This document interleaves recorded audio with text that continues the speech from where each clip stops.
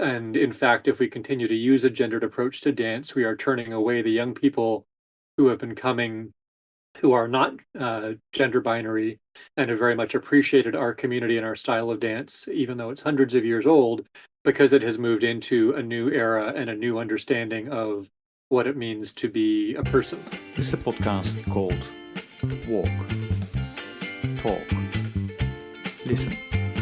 An attempt to connect people and make this world a bit better by sharing opinions and experiences based on the belief that everyone's perspective is true, albeit partial. My name is Maurice Blom, and I would like to welcome you to yet another episode of Walk, Talk, Listen.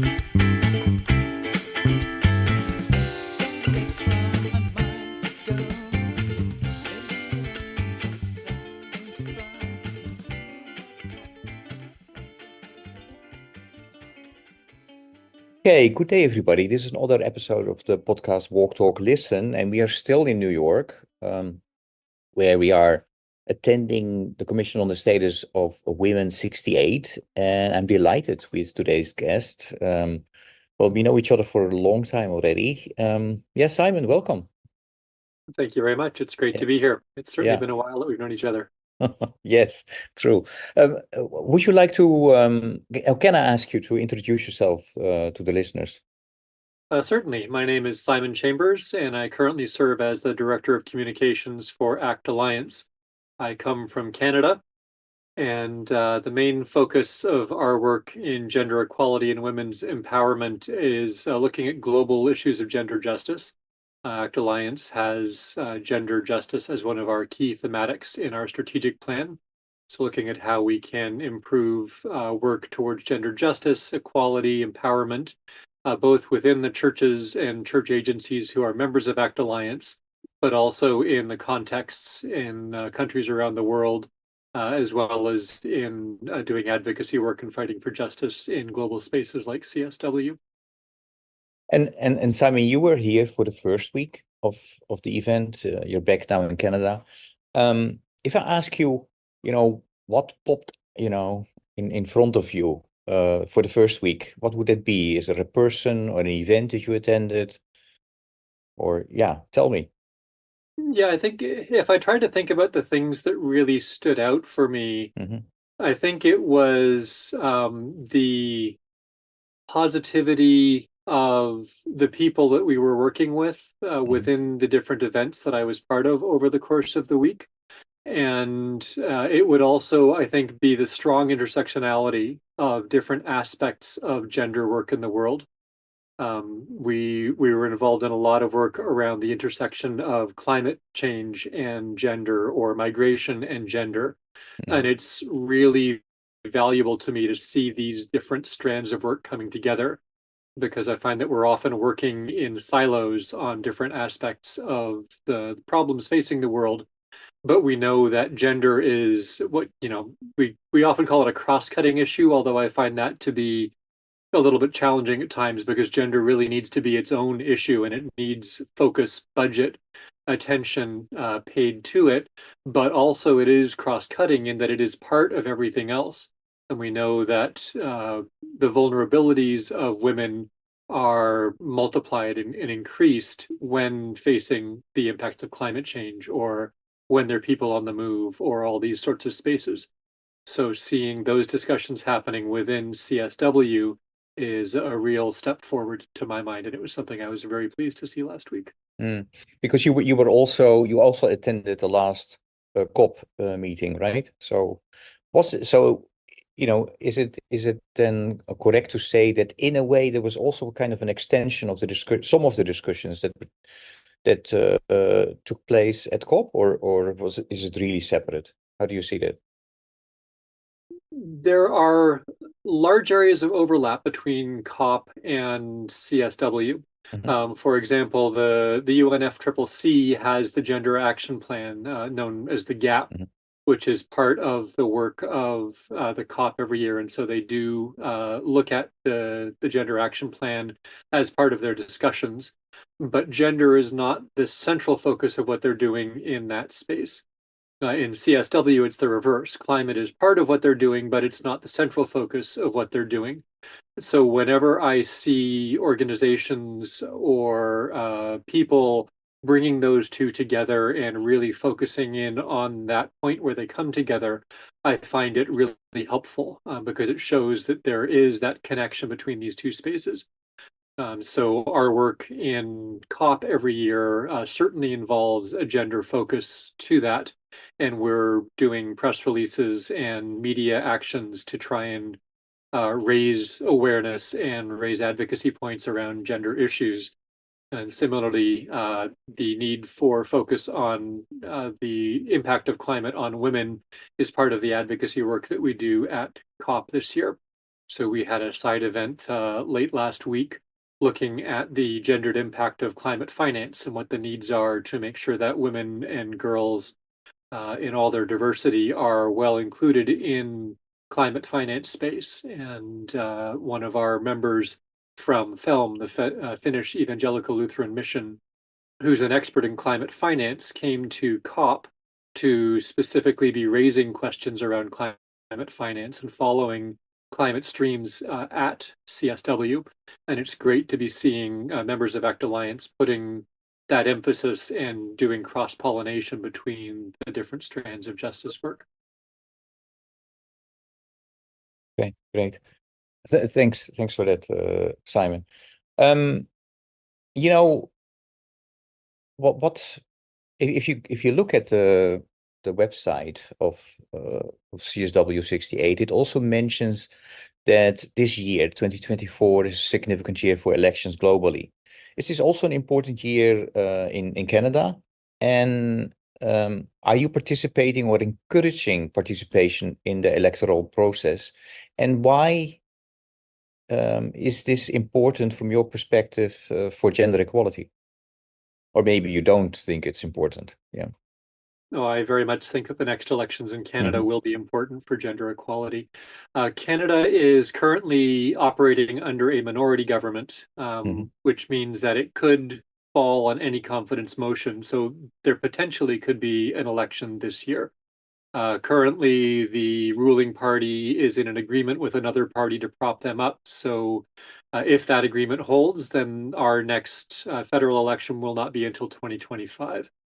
But there are likely provinces who are having elections this year, and one of the things that we've been seeing within the last year or 2 years is some fairly strong pushback against gender justice issues in Canada, particularly around LGBTQIA two-spirited plus people.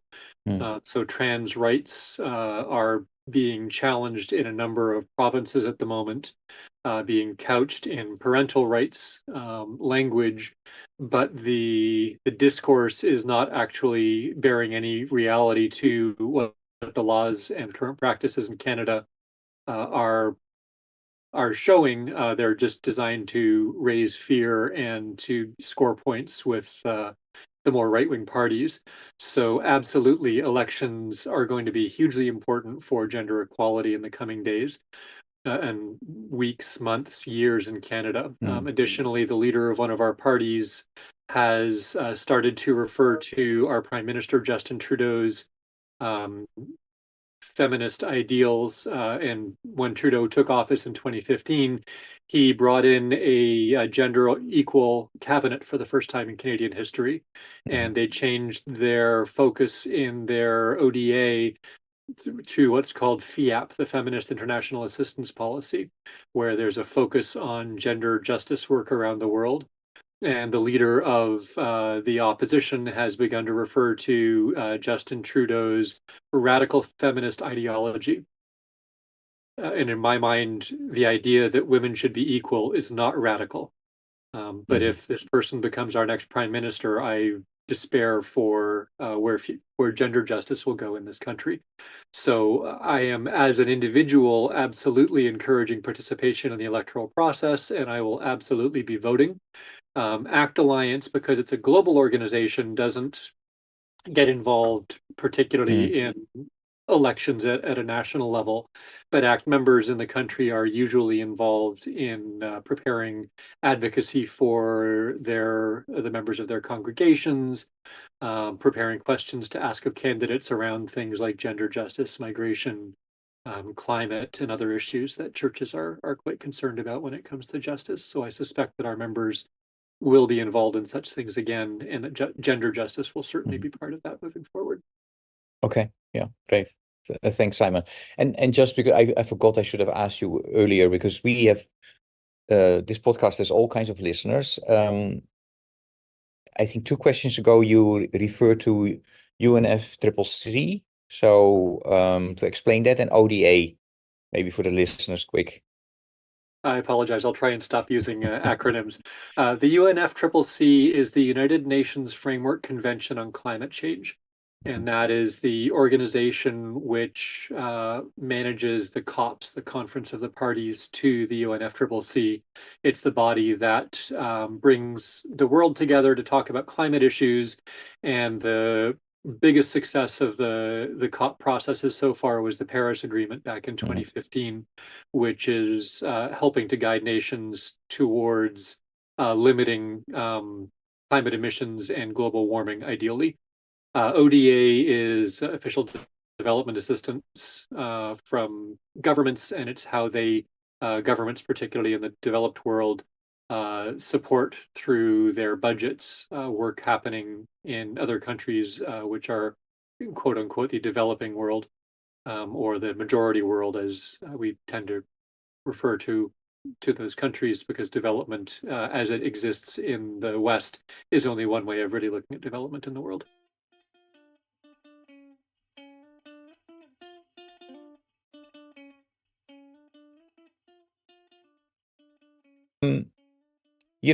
This second week, actually, ACT Alliance that you work for is trying to, or maybe they did that already, is bringing in a youth delegation. I have a question for you about the youth. How do you see the role of youth in advancing gender equality in your community or your country? And, are you hopeful or worried in this context? The role of youth in advancing gender equality is both hopeful and worrying. Mm-hmm. It is incredibly hopeful when I look at my own children and the communities that they're growing up in, and how accepting they are of a broad range of gender expressions, and that they just assume that the world should be an equal place, and that everybody is free to choose their own pronouns and to express themselves however they wish in terms of who they have relationships with, or how they think of and identify themselves. And I've seen my own children and their friends, and the children of my friends, who are growing up in a world where that's just the norm. I see that in a number of groups of young people that I've worked with in church contexts as well. But I also see a large number of young people who are very conservative in their values and are pushing back against gender rights, and are often very involved, very vocal in movements that are removing or decreasing the rights of women and people of other gender expressions around the world. So I think that young people can be on the more extreme side of all sides of this issue. And I'm certainly very thankful when I see young people for whom gender identity is a non-issue. I was speaking with one young person at CSW last week who said that when a session opened by somebody welcoming ladies and gentlemen, they got upset because it was a binary welcome into that space. And I thought it was fantastic that this 19-year-old is just so open in their understanding of the world, that the idea that you would use a gendered terminology like ladies and gentlemen at the opening of a session in a UN space was something that shouldn't be happening. To me, that shows signs of where things are going, and where I hope that they'll continue to go. Right. Yeah, well, Simon, what I hope this podcast is contributing to is connecting people. By interviewing you now, I'm connecting you with my listeners. I also, because I really believe if you're able to connect people, maybe a discussion will start, a dialogue will start, and that's really important in this, world that is more and more polarizing. So I try to kind of put it into practice by asking you a question of the previous guest, and that is actually a young person. And the question that she has for you is the following. What are what are the ingredients for social change, in your opinion? That's an excellent question. I think the ingredients of social change begin with political will. And that's will that needs to come from governments and it needs to come from people. Because I don't think social change can happen unless there is will. I think that social change involves an openness in people to be able to examine themselves and examine the world around them and see where injustices exist and where they persist. And there needs to be a willingness to stand up to injustice, even if it's something that makes you uncomfortable, even if it's a time when you are taking some risks because you have to stand up for what is right. And when people are willing to do that, then they're able to galvanize much more change. I think another aspect of the need for social change is the need for funding, because if there isn't the money behind the change that needs to happen, then often I find it becomes lip service. And we need to put our money where our mouth is. And I see this in climate space, but I see it in a lot of spaces where governments, for example, will talk a really good line, but then when it comes time to bring funding forward, that money isn't there. Similarly, I see an awful lot of corporations that talk about wanting to make sure that their products are ethically produced, or that they're taking into account climate change, or that they're supporting women creators or Black creators, or these sorts of things. And yet, when you look at where things are actually made and who is making money off of this, the values that they espouse aren't actually showing up. So, following the trail of money is an important part of this. And then the other part of it that I think is key is policy, because there are a lot of things that if you don't have uh, some sort of clout behind them, you're not going to get change. I get frustrated when I see self-policing um, structures that are created, because when there's no consequences, there's very little impetus to actually follow through on changes that might impact the bottom line of a corporation, for example, or the next election cycle in a country. So seeing where there are opportunities for binding agreements or for laws that will actually mandate, and then to see those laws actually lived into. It's all well and good to have them on the books, but if they're not actually used, then again, things won't happen. So I think that change it's bottom up in that it takes people and the will of people, the self-examination of people to call out change, changes that need to happen, and to have the courage to stand up for justice and for what's right.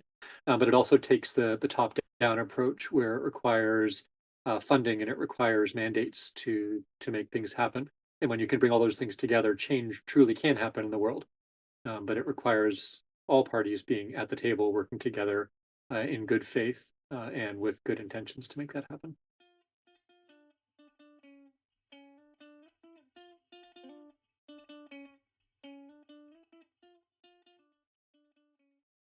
Your question for the next guest. My question for the next guest would be, what one experience in your life has impacted your own sense of gender justice the most? Okay, nice. Um, yeah, Simon, music is very important to me, so I always have a question about music as well. If I ask you to come up with a piece of music or a song that, inspires you or reflects your journey in gender equality, which song or piece of music would that be, and why? Well, I have two answers to this. One is a genre of Hmm. music, and Okay. one is a particular line from a song. So I'll start with the line from a song because I was thinking about this morning, and the line that came to mind was, "Man, I feel like a woman." Because I think that particular lyric Hmm. can have so many different meanings. It can be something where a woman feels that she's particularly feminine, or that she's particularly strong and powerful as a woman. It can also be used for people who are actually looking to explore other genders. And I have friends who are non-binary, who say that sometimes they feel more like a woman and sometimes they feel more like a man. And so Hmm. that's a quote that I read and I think about in ways that are actually about breaking down gender stereotypes and the binary nature of gender and allowing some fluidity in there. So it's a lyric that, the more I think about it, the more I realize that it can have a lot of different interpretations when taken on its own. Hmm. The genre of music that I find has been most powerful in my own journey around gender is traditional folk music, because I belong to a traditional folk dancing community, Hmm. which over the last 6 or 7 years has been doing enormous work in moving outside of gender binary norms. And for many years now, I have been dancing both in what was traditionally referred to as the gent and the ladies role in that community, and watching the small community that I belong to here in Toronto grow and Hmm. change and become accepting of gender norms shifting within that space has been a journey for that community, but it's also been inspiring to see people as old as in their 80s who are coming to accept the fact that gender is not something that needs to define the way we dance. And in fact, if we continue to use a gendered approach to dance, we are turning away the young people who have been coming, who are not gender binary and have very much appreciated our community and our style of dance, even though it's hundreds of years old, because it has moved into a new era and a new understanding of Hmm. what it means to be a person. So every time I'm listening to that music, it gets me to want to start dancing. And when I'm dancing, I'm not worried about gender at all because anybody can be any role and dance any way that they want to. Hmm. That's cool. That's so cool. Thanks, Simon. Hey, normally I talk for an hour with my guests, but during the CSW, it's all shorter. I am a little bit cheating by, I came up with, I think, 5 or 6 rapid fire questions, where I ask you to really, reply with one word or yes, no. Are you ready? I'm ready. Okay. In one word, what do you think is the biggest barrier to gender equality globally? Neoliberalism. Yes or no question. Can technology significantly accelerate gender equality? Yes. Who is one person that has significantly influenced your approach to gender equality? Dave Robinson. What's one book you recommend everyone reads to understand gender equality better? The Bible with a feminist approach. In 3 words, how do you envision the future of gender equality? Rights, respect, and recognition. 3 R's. If Hmm. you could change one thing about the world today to advance gender equality, what would it be? Human nature. What message would you send to your future self, let's say 5 years from now, regarding your work in gender equality? Never stop being a gender champion. Okay, is there any question that you would like to get back to? Well, I could say a lot about all of them. You can go back to one. Well, but I'll go back. I think I'll go back to human nature, Mhm. because I think that there's nuance there, and I think that human nature is something that can be incredibly powerful Mhm. when people see problems in the world and come together to combat them. And you see this in humanitarian responses. You see this in the early days of the pandemic, how the world came together in support of Mhm. health workers, for example, banging pots and pans and clapping at 7 p.m. Sure. every night. But you also see that human nature often involves selfishness and a sense that if others have something, that you are somehow losing if somebody else gains. And it's the negative aspects of human nature that draw on fear and greed that are the things that I think truly need to change in order to advance gender equality. Because patriarchy exists to maintain power, to maintain social structure, and to maintain advantage for men. And that is something that, if we don't change the way we're doing that, gender equality cannot happen. And gender equality doesn't have to be about loss, it needs to be about equity and equality. And in order for that to happen, there need to be changes. But it isn't a negative thing, but it is so often portrayed that way by people who are fighting against it. Okay. Simon, then I would like to thank you for your willingness to talk with me today and sharing your experiences and wisdom. But before we close, is there one question that I did not ask that I should have asked you? The one thing that I was wondering about was the idea of the motivations for being involved in gender justice. Yeah. Because I think that as someone who is a Christian who's part of the church and knows the role that the church can play both for good and as a block of gender justice, my journey of gender justice has actually been through my work in the church since I was a teenager, where we began looking at gender justice issues in the late 1980s in the youth ministry that I was involved in. And in the early 1990s, LGBTQIA rights were something that was a big issue in my church and continues to be today. But I remember when I started at university, I was wearing a pink armband all through my induction week into university because a gay priest had been removed from his parish in my diocese. And I was wearing that armband in solidarity with him. So gender rights has been part of my experience of the church through my formation in my Christianity and through pretty much the entirety of my life, certainly the entirety of my adult life. And it's something that I've been involved in all the way through, whether I was a youth worker or once I moved into humanitarian work, is sharing the need for gender justice, sharing a theology of gender justice, and working for the actual realization of gender justice in all the work that I'm doing now with ACT Alliance and seeing the impact of humanitarian disasters or of poverty and other development needs, health on women and girls and LGBTQIA communities. I become more and more convinced of the need for gender justice in the world.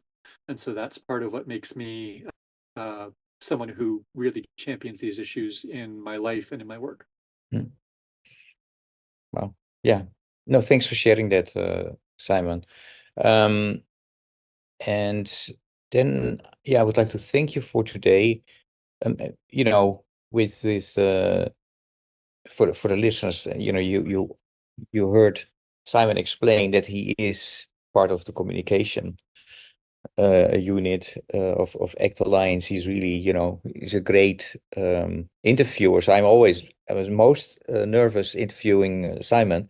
I would really encourage the listeners also to check out the ACT Alliance website, because you did a lot of interviews, right? So are they available already? And if not, when will they be available? Where should they go to check your stories out?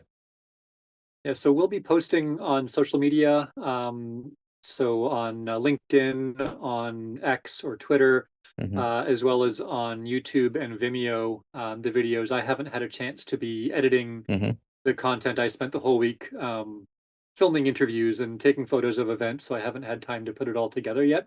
But I'll be working on that this week, and we'll be posting that out there.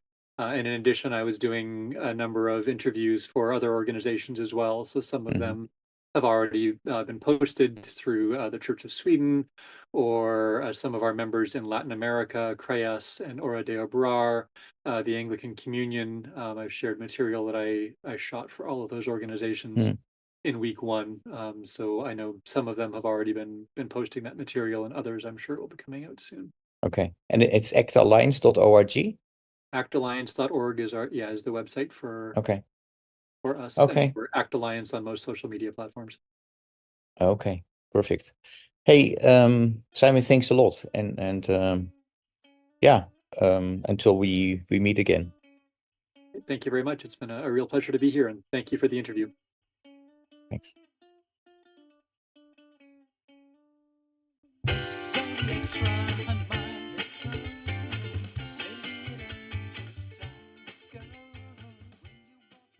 Thank you for listening to Walk, Talk, Listen. Please check us out on 100mile.org or follow us on Facebook or Instagram.